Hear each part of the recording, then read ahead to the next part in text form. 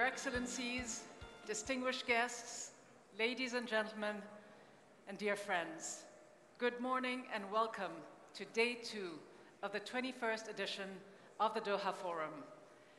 I'm Rida Fakhri, and it's my pleasure to be back with you here today to continue where we left off on Day 1 of the Doha Forum.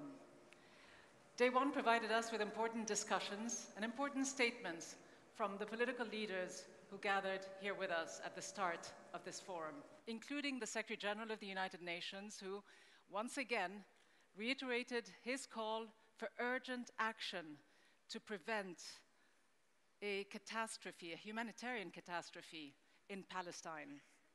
Today we begin with a panel entitled Putting People First, Humanitarian Diplomacy in a Challenging World. The opening session will include the launch of the United Nations Global Humanitarian Overview for 2024. It sets the priorities for the United Nations relief and humanitarian operations and efforts across the world over the course of the coming year. And we are indeed very privileged to have the launch of this report from Doha. It is the first time that it has ever been launched outside the UN office in Geneva. We're also privileged to have the head of the UN Office for the Coordination of Humanitarian Affairs, OCHA. He is here with us. Martin Griffiths is the UN Undersecretary General for Humanitarian Affairs and Emergency Relief Coordinator. It's a pleasure to see him again, a former diplomat and longtime conflict mediator. He's dedicated much of his career to humanitarian work. I've learned that he's also a qualified barrister and a fellow graduate of the School of Oriental and African Studies in London. He will, of course, be joining us in a few moments to tell us more about the prospects for humanitarian work and the priorities for the United Nations in 2024. But first, I'm delighted to invite to the stage a former colleague of mine from Al Jazeera English, one of the principal presenters here in Doha, Dareen Abu Gheda, who will be moderating this session.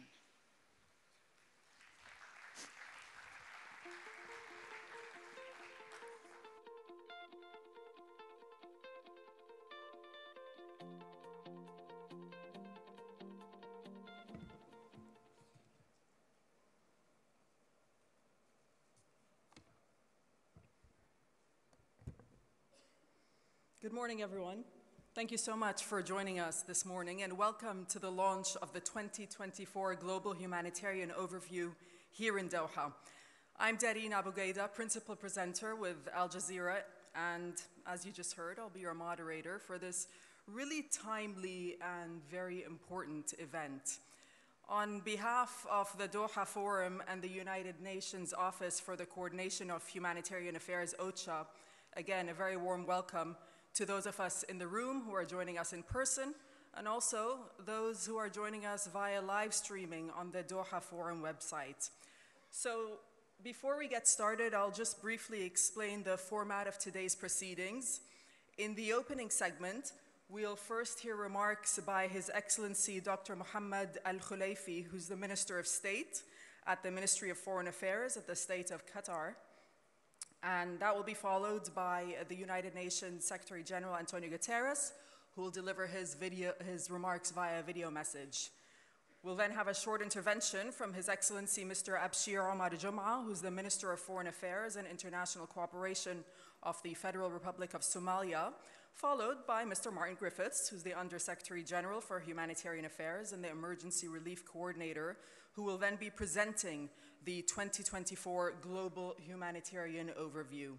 And following that opening segment, we'll then have our distinguished panelists, our speakers, who will be joining me here on stage, and they'll be participating in a high-level panel discussion on putting people first, humanitarian diplomacy in a challenging world. So let's get started. Let me invite up to the stage His Excellency Dr. Mohammed Al-Khulaifi, Minister of State for the State of Qatar. Dr. Khulaifi, welcome.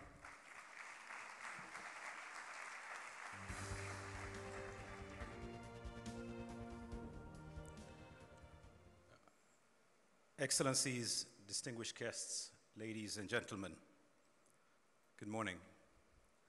I would like to thank you all for being with us today for attending this timely and critical session in partnership with the Office of the Coordination of Humanitarian Affairs, OCHA, here in the Doha Forum.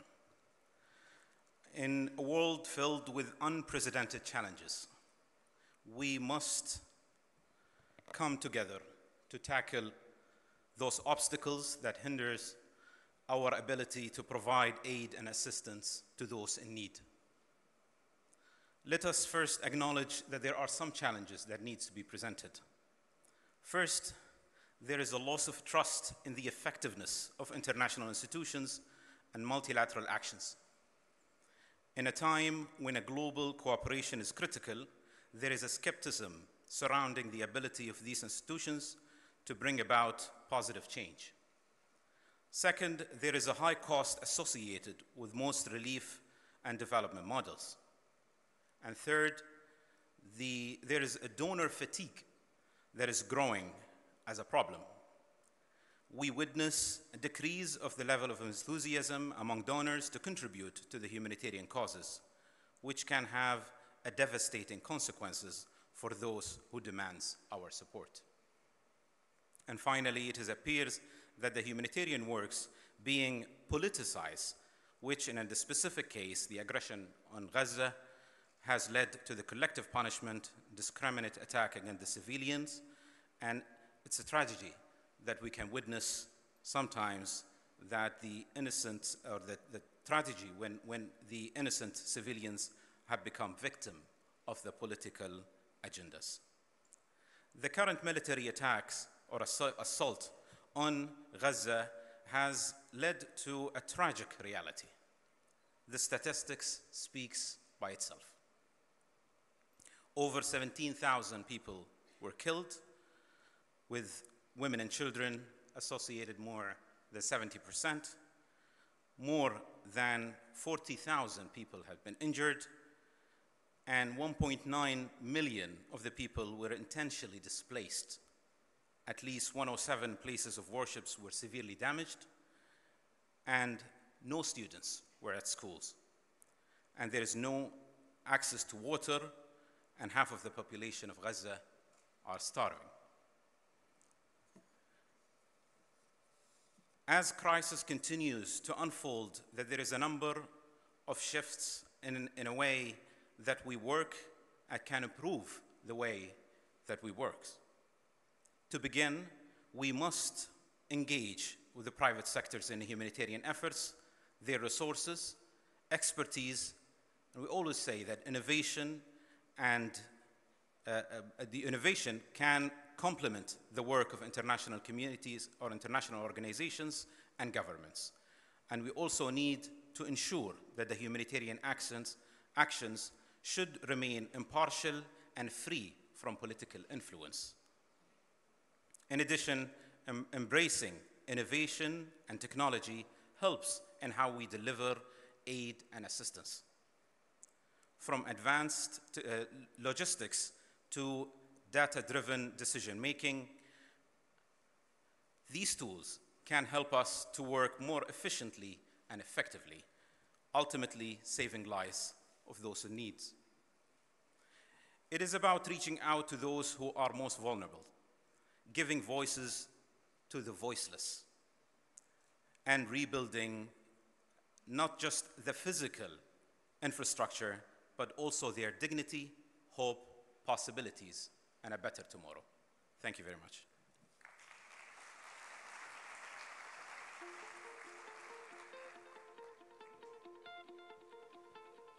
Thank you so much, Your Excellency, for highlighting the commitment, Qatar's commitment to alleviating the suffering of millions of people who are affected by all these crises, and also the unique way of humanitarian responses. Let's now invite the United Nations Secretary General, Antonio Guterres, and he'll be delivering his remarks via video message.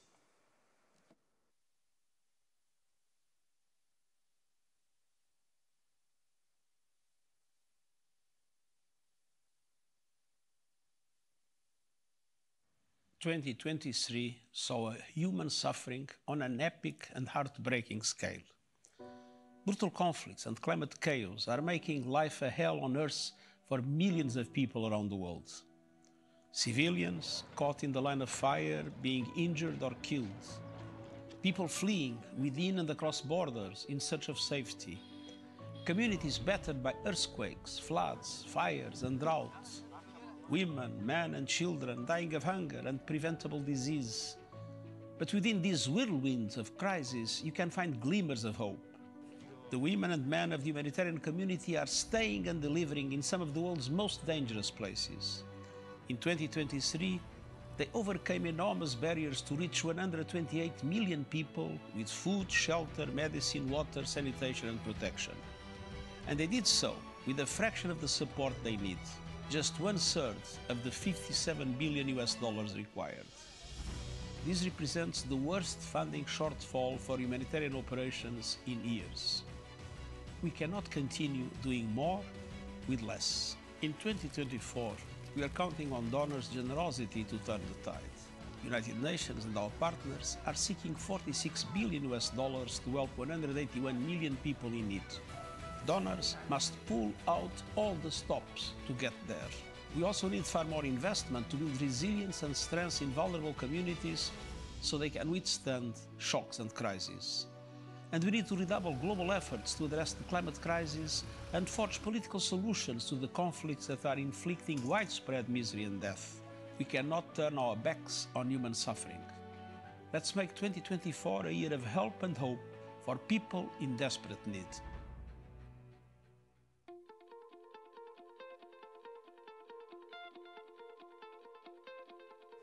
We thank the Secretary General for his remarks, his insightful remarks on the UN's determination to address the ever-growing humanitarian needs worldwide. I'd now like to invite to the stage His Excellency Mr. Abshir Omar Jama, who's the Minister of Foreign Affairs and International Cooperation of the Federal Republic of Somalia, for his remarks. Your Excellency, the floor is yours.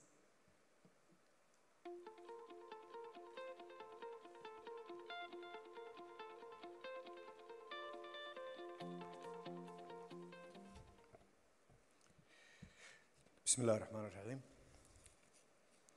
Your Excellency Sheikh Mohammed bin Abdurrahman bin Jassim Al Thani, Prime Minister and Minister of Foreign Affairs of the State of Qatar, His Excellency Mr. Antonio Guterres, United Nations Secretary General, Excellency Mr. Martin Griffith, and the Secretary General for Humanitarian Affairs, and Emergency Relief Coordinator, honorable heads of states, government, diplomats, and delegates, distinguished guests, ladies and gentlemen. It's an honor to stand before you today as the Minister of Foreign Affairs and International Cooperation of the Federal Republic of Somalia to deliver this short statement. Excellencies, in an era where conflicts, natural disasters, and myriad of humanitarian crises continue to plague our societies, it becomes imperative for nations to prioritize well-being of people above all else. Whether it is the victims of armed conflicts, those affected by devastating natural calamities, or the countless refugees and internally displaced people across the globe, their plight demands urgent and concerted attention. Humanitarian diplomacy plays a pivotal role in addressing these crises. At its core is the idea of promoting dialogue, cooperation, and understanding between different nations or parties involved. It seeks to ensure that humanitarian aid reaches those who need it the most and mitigate suffering most effectively and efficiently. By engaging with governments, non-state actors, and international organizations, humanitarian diplomacy seeks to break down barriers that hinder the delivery of much-needed assistance. Furthermore, putting people first implies fostering partnerships between governments, civil society organizations, and the private sector. It requires building alliances that go beyond geopolitical interests and prioritize saving lives and empowering communities. Multilateral cooperation and collaboration are key components of humanitarian diplomacy, as they allow for resource sharing, expertise exchange, and joint decision-making for a more comprehensive response. Excellencies, the situation in Gaza serves as a stark reminder of the need to put people first and prioritize humanitarian diplomacy in a challenging world. The ongoing conflict and humanitarian crisis have resulted in immense suffering and devastation for the people of Gaza. It's imperative that the international community, through effective diplomacy, actively engages with all parties involved to facilitate the delivery of urgent humanitarian aid. It is essential to address the underlying causes of the crisis and advocate for the protection and dignity of the civilian population, including children and vulnerable groups who are disproportionately affected. Ladies and gentlemen, in light of the challenges that humanitarian diplomacy faces today, we must face them with innovation and adaptability. The rapidly evolving digital landscape has provided new avenues for communication, coordination, and response. We must harness these technologies to facilitate, enhance, and streamline humanitarian efforts, from early warning systems in disaster-prone areas to utilize social media platforms for promoting awareness and fundraising. The possibilities are endless in leveraging technology for the benefit of humanity. Moreover, as we strive to put people first, it's crucial to empower local communities by involving them in the decision-making processes. Local knowledge, cultural sensitivities, and their inherent resilience must be acknowledged and integrated in the humanitarian response. By doing so, we can ensure that the assistance provided is context-specific, sustainable, and tailored to the needs of the affected populations. Excellencies, in conclusion, putting people first and prioritizing humanitarian diplomacy in challenging world is not an easy task, but it is one of utmost importance. It requires a commitment to the values of humanity, empathy, and cooperation. By adopting a comprehensive approach, engaging in multilateral cooperation, leveraging technology, and empowering local communities, we can build a more equitable and compassionate world. Let us commit today to work together to champion the cause of human dignity and to put people first in everything we do. Thank you so much.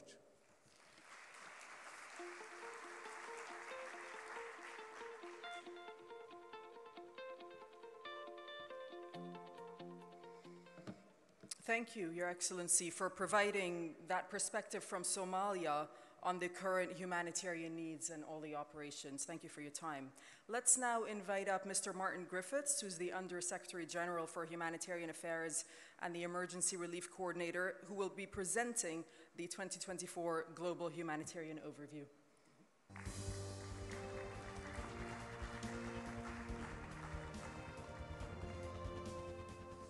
Very much. Thank you very much. Forgive the rather odd face that I have this morning.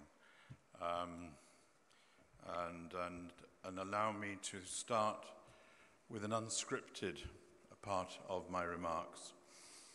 And that is to say thank you, Honourable Prime Minister, to what you and your government do daily to seek for peace, provide for humanitarian assistance, to understand the relationship between the two, as I have direct experience of in the case of Gaza,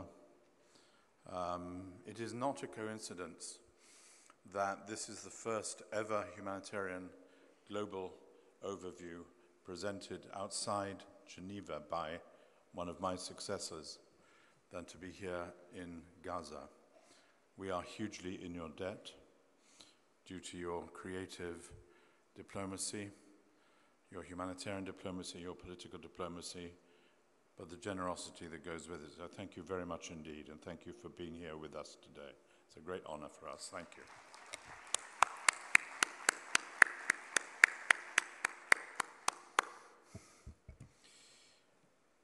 I was also going to start with remarks on Gaza, but I think Mr. Al-Khalifi has also said what we all know very well, which is that the situation is bad and getting worse, that the efforts of Gaza to bring moments of peace, which were successfully achieved last week, were of the greatest importance and will be still of the greatest importance.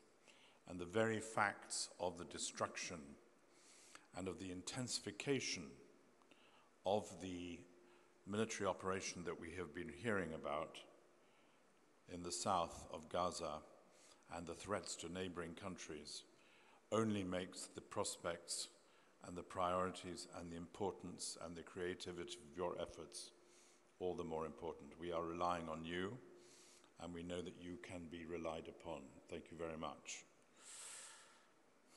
But Gaza is an example, and we've heard from the Secretary General why 2023 has been yet another incredibly challenging year. And as we approach 2024, almost 300 million people around the world are in need of humanitarian assistance and protection. 300 million people. I think that's equivalent to the third most populous country in the world. 300 million people are in need of humanitarian assistance around the world. And we all know the causes. There is no secrets. New and resurgent conflicts around the world with deep and long-lasting consequences, almost none of which are resolved and become what we call intractable. This year that we have seen the eruption of yet more brutal conflicts. It has been one after the other. In Sudan in April, and then as I've just referred to in Israel and the occupied Palestinian territory in October, these two massive, geostrategically important, humanitarianly vital conflicts have joined the myriad other unresolved conflicts that have kept millions of people in a state of prolonged need and that we would have been discussing were we here a year ago. In Ukraine, remember that? In Syria, remember that? In Yemen, I remember that, to name only a few. The global climate emergency as well. We are now on the last day, I think, of the COP. This is why I'm very, very proud to be sitting in the same space as the Minister of Foreign Affairs, International Relations of Somalia. The global climate emergency has continued to spiral out of control. And I was asking him just before we started, what is your impression of the COP? And he wisely said, it's far too complicated to put into a few words, as is climate, as is climate. But it leaves a trail of destruction in the path that we are involved in. 2023 has been the hottest year on record. We have seen multiple concurrent climate disasters, from tropical cyclone Freddy in southern Africa to wildfires in Europe, and the devastation wrought by Storm Daniel in Libya. And we were lucky, were we not, to escape famine in the Horn of Africa, which we worried about so much. And persistent, unequal economic pressures continue to overlap with conflict. I am told, and I have quoted this elsewhere, that more children now are displaced by climate than by conflict, which is a terrible comment on human behavior. Persistent, unequal economic pressures. climate disasters, disease outbreaks, and other factors. All of these are significant drivers of operational need for humanitarian agencies, all of which are here represented today and will be speaking today. The result is that across the world, more people are displaced than at any time since the beginning of this century. 1 in every 73 people around the world, a ratio that has been doubled in more than 10 years. Nearly 1 in 5 children around the world is either living in or fleeing from conflict. 1 in 5 children. Can you imagine looking around our distinguished audience today and imagining the children of so many people here? 1 in 5 living in or fleeing from conflict. 258 million people, just to keep the numbers going, are facing acute food insecurity or worse. And as disease outbreaks continue to cause significant loss of life, with deadly cholera outbreaks in 29 countries. I was reading last night about the cholera outbreaks in Sudan, fueled by overstretched health systems. My colleague Tedros has been very vociferous, and rightly so, on this. Shortages of vaccines and lack of access to clean water and sanitation. There are more than 4 horsemen of the apocalypse now. There are many, and we have seen them every day. In the face of these immense challenges, the humanitarian community, once again, as the Secretary General said, showed its mettle, providing some form of assistance this year, to 128 million people worldwide, a heroic effort, thanks to the generosity of many people here today. Thank you for the generosity of humanitarian funding. These efforts did save lives. They did make a decisive difference in many crises. In Somalia, if I may, for instance, the efforts of local communities, and you emphasized the need to listen to local communities. The scale up of humanitarian assistance, plus, thank God, the arrival of better rains, meant that famine was averted. The dog did not bark. And I was one of those who was pessimistic on the matter. But this is a tenuous gain. The success in averting famine in this year could easily be derailed if there is no improvement in the underlying drivers of the crisis in the Horn of Africa and in Somalia. Across the humanitarian community, we persisted in efforts to make humanitarian action more efficient, more effective, and accountable to those we serve. This year, for example, I launched the so-called Flagship Initiative, a 3-year pilot project in 4 countries that aims to empower affected people and make them the prime center of our programming effort, to empower them and devolve more direction and decision-making to the local level. Not an easy task, one that will be a challenge to all of us, particularly in the large humanitarian agencies, and we will see this challenge during the course of this year. We have expanded our use of faster, more dignified, more cost-effective, anticipatory responses to predictable crises. I'm grateful for Germany for also championing anticipatory action. But these efforts have taken place against the backdrop of a severe and ominous funding crisis, which we've all heard of. In 2023, we have so far received, as of now, just over 1/3 of the $57 billion required, making this the worst funding shortfall, as we have heard from the Secretary General, in years.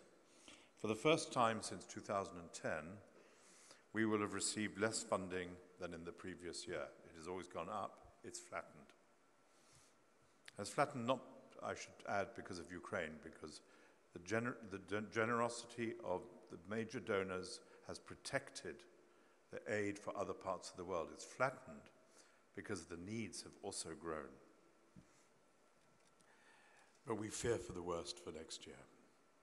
The result is that many people, around 38% of those targeted through our emergency-specific plans in countries, did not get the humanitarian assistance we aim to provide. and throughout the year, humanitarian agencies had to make increasingly painful decisions, including cutting life-saving food, water, and health programming. And I believe WFP has said that every 1% cut puts 400,000 more people in serious food insecurity. And we would hope not to continue this trend into next year. In preparing, therefore, this global humanitarian overview for 2020-24, we are trying to do our part to meet these particular needs, this particular gap, to ensure that the people we reach in the places that we need the most in 2024 are properly served.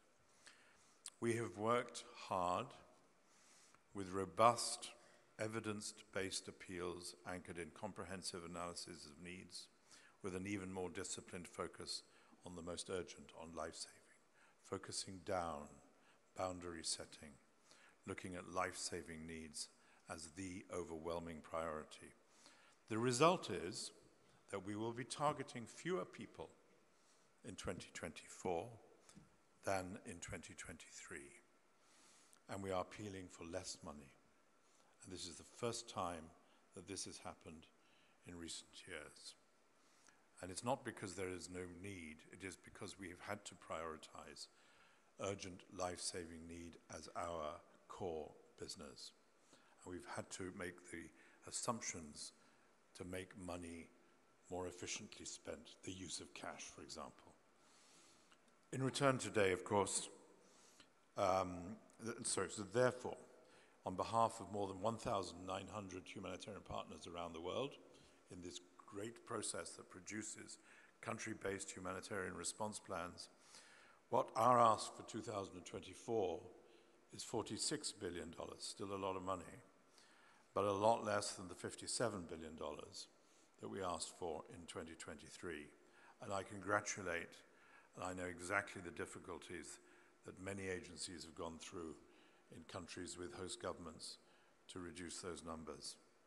In return, of course, we're appealing for donors to do their part, to dig deeper, and to fully fund these robust, these more rigorous, and these more prioritized plans.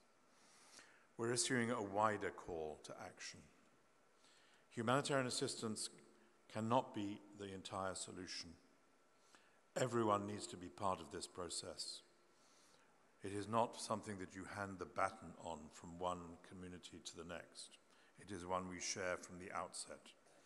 It is time that we make a reality in the field, not in high-level panels, but in the field, with development and other financial investments in fragile settings and marginalized communities. I was much struck recently in a meeting that we all attended in Brussels the other day on Afghanistan, how much time was devoted to the issue of economic issues in Afghanistan.